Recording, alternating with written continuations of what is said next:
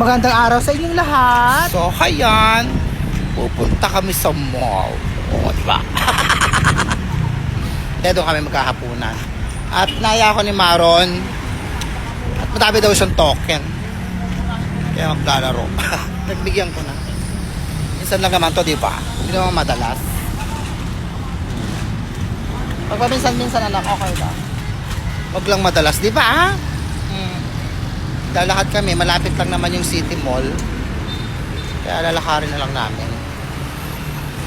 Ayan lang naman, oh.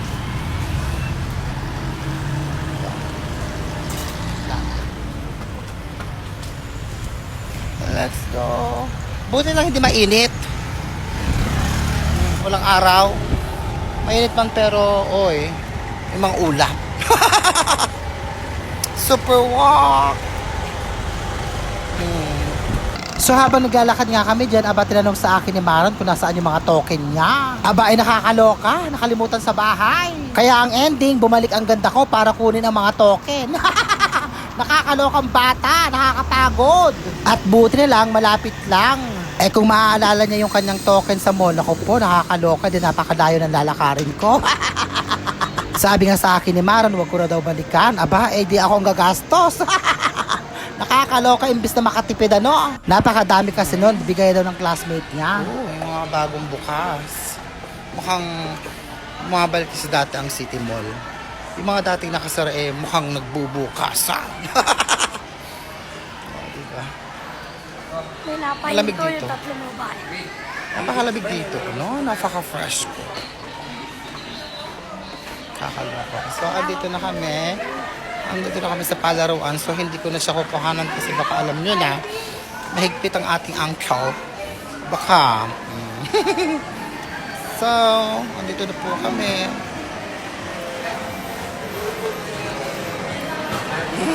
Ang ganda. Ay, puno. Walang papwesto si Maro.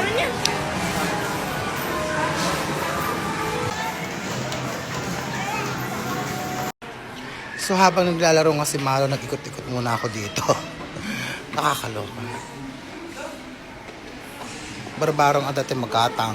Pero wala. Wala pang sale. Yung mga ganitong panahon. Napakadaming nakatambay dito sa estudyante. Ginawa ng tambayan. So babalik na ako sa loob. At ala namang ibang maiikutan dito, kundi kasi ang liit, maliit lang to. Sige, bye-bye, baka mamaya ulit. Cut ko na. Ay, tapos na kayo maglaro. Lot Valdez. Kakain na kami niyan. Kakain na kami. Past 4 na, 4:30. Hapunan namin. O, di ba mag-start kami kumain mga 5. So, dito kami kakain. Kapalinis lang namin yung dumi. O, di ba pinagpalit ko? O, ito. Yung dumi. Ayun, o. Di ba? Tapos.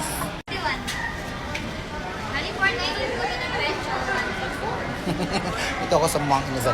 Actually, lumalabas naman yun sa ads ko, kaya okay lang. O, di ba? Kaya naman, mga inasal. Ay.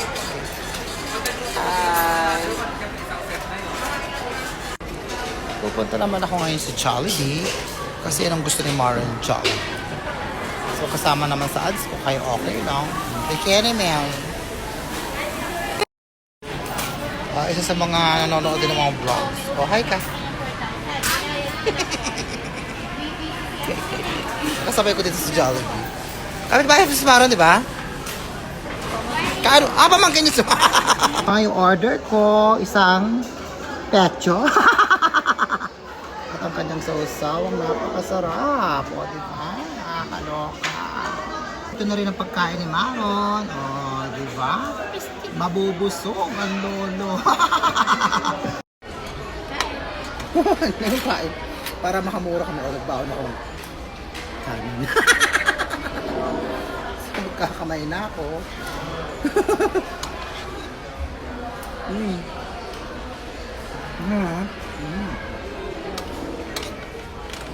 Masarap talaga pagka may oil.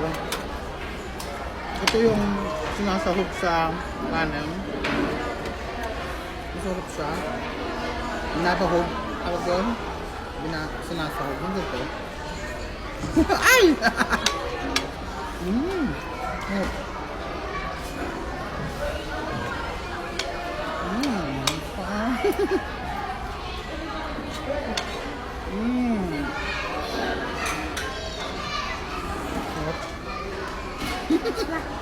Hindi na ako makapagkalit yung kain ako.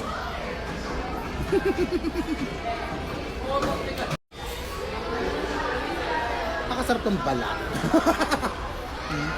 Tapos sasawsaw mo sa toyo na may may ano. Na may sili. Tapos mantika. Mantika. Nalagay din yung ano. Nalagay din. Ang sarap. Ang sarap ka. Gutom na gutom ako kasi bakal tanghalian. Nung kinain ko na kayo ng tanghali, bumili ako sa may kanto ng Malulyo. Bumili ako ng pretong manok doon, 2 piraso. Yun lang yung kinain ko kayo ng tanghali. Hindi ako nag-rice, kaya gutom na gutom ako. Sarap. Kain. So pauwi na kami. Diyos ko, busog na busog kami yung dalawa nakakanoka. Ang dahil namin nakain. Kasi Maron, nag-aya siya umuwi kasi sobrang busog na. Ewan ko ba, masakit siguro dyan. Uwi na kami. Ganda ng ngiti ha. Busog eh. Nakakaloka. Ngiting tagumpay daw. Ang plaza ng Santa Rosa. Doon. Diba?